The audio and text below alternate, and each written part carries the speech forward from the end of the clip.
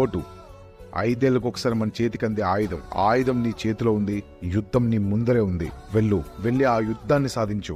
అమ్ముడు పోకు మిత్రమా, అమ్మేస్తారు. న్యాయాన్ని నడి రోడ్డు మీద నిలబెట్టి అమ్మేస్తారు.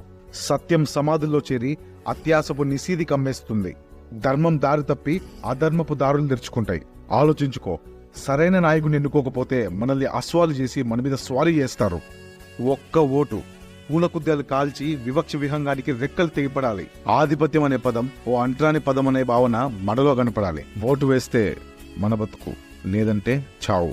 హక్కుల గురించి కుక్కల్ని కూర్చోబెట్టి వివరిస్తే అది కూడా చాలా గట్టిగా మురుగుతుంది. నా హక్కు నాకు కావాలి అని. నువ్వు ఓటు వేయకపోతే నీకు హక్కులిచ్చిన దేశం గొంతు నొక్కినట్టే. ఆలోచించుకో.